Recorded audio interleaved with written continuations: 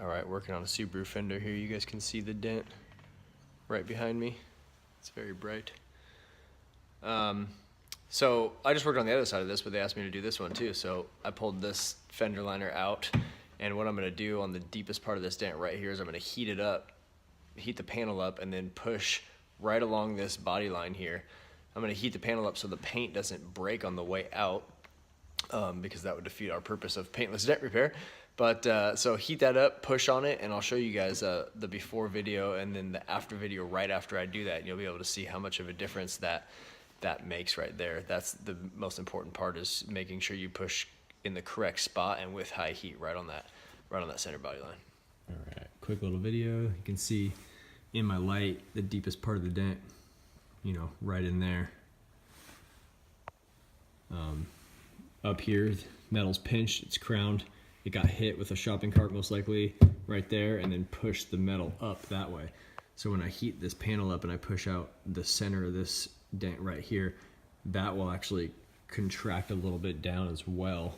A lot of a mistake that a lot of people make is they'll start tapping that first, but that's bad because once you push this out, this gets sunken in further. So you can actually go in too far and become an actual inward dent instead of outward. So go right in here, push on that, and I'll show you guys right after I do that.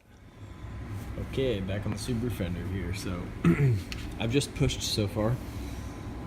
That's it. So you can see how straight the body line is. There's actually a spot right in here that was really deep, so I actually pushed that out further than it needed to be to get that pit out. So you can see there's, you know, little ups and downs in there. And then that body line, or I mean the crown, came out a little bit. So next step is tapping on that and then pushing out the back side of this dent and just cleaning it up. So I'll give you an after video when I'm done. All right, finished up here on the Subaru fender. You can see all blended in back with the other orange peel. Came out really great.